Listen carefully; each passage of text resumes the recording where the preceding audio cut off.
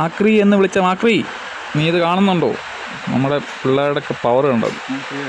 Tipper lorry ആക്രിക്ക് പൊളിക്കാൻ കൊണ്ടുവന്നു. അതുപയോഗിച്ച് ഹൈഡ്രോളിക് സിസ്റ്റം ഉണ്ടാക്കിയിട്ട് വാഹനങ്ങൾ പൊളിക്കുന്നുണ്ടോ, സാധനങ്ങൾ പൊളിക്കാൻ വേണ്ടിയുള്ള സിസ്റ്റം ഉണ്ടോ, എൻജിൻ കണ്ടീഷനാണ്. അപ്പം അതിൻ്റെ ഹൈഡ്രോളിക് ഉപയോഗിച്ച് ചെയ്യുന്നുണ്ടോ? ഇത് നിങ്ങൾക്ക് പരിചയമുള്ള സ്ഥലമാണെങ്കിൽ കമൻറ്റ് ചെയ്യണേ കേട്ടോ. ആക്രി നമ്മൾ പറഞ്ഞ് കളിയാക്കാൻ പാടില്ല. കാരണം ആക്രീസ് കിട്ടുന്നത് ഒറിജിനൽ സാധനങ്ങളാണ്.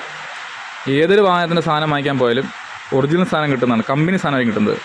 നമ്മൾ പുതിയത് വാങ്ങിക്കുമ്പം ആ സെക്കൻഡ് സാധനമാണ്, എന്നാൽ രണ്ടാമത് റീപ്രൊഡ്യൂസ് ചെയ്യുന്നത്. പക്ഷേ ആക്രി കിട്ടുന്ന കമ്പനി സാധനമാണ്. അതിൽ 90% ഓക്കെയാണ്. പിന്നെ നമ്മൾ നോക്കിയെടുക്കണം എന്നുള്ളതാണ്. ഓടി പഴകിയതും കാണലൊക്കെയുള്ള ശ്രദ്ധിച്ച് കൊടുക്കുക. മെക്കാനിക്സ് പാർട്ടുകളൊക്കെ എടുക്കുമ്പോൾ നമ്മൾ ശ്രദ്ധിച്ചെടുക്കുക. ബാക്കിയൊക്കെ എല്ലാം നല്ല സാധനങ്ങളാണ് കിട്ടുന്നത്.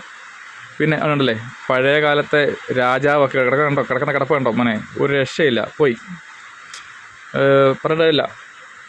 എന്താ പറയുക, ജീവിച്ചിരിക്കുമ്പോൾ മാത്രമേ നമുക്ക് വിലയുള്ളതെന്ന് പറയത്തില്ലേ. മരിച്ചു കഴിഞ്ഞാൽ വിലയില്ലെന്ന് പറയുമെങ്കിലും നമ്മളൊക്കെ കണ്ണും കരളുമൊക്കെ ദാനം ചെയ്യുമായിരിക്കും. അതുപോലെയാണ് ഇവരും അതിനുവേണ്ടി വെയിറ്റ് ചെയ്യണം. മരിച്ചു കിടക്കുമ്പോഴും അവരുടെ പല അവയവങ്ങളും മറ്റ് വാഹനങ്ങളിലൂടെ നിരത്തുകളിൽ ചീറിപ്പായാൻ വേണ്ടി അവരും വെയിറ്റ് ചെയ്യണം കേട്ടോ. ലൈറ്റ്, മറ്റേ ടയറുകൾ, ഡിസ്കുകൾ, ഡോറ്, ഗ്ലാസ്, പറ്റുന്ന എന്തും. അപ്പം മനുഷ്യന് മാത്രമേ ഉള്ളൂ ചത്താലും വിലയില്ലാത്തത് കേട്ടോ. ഓക്കെ.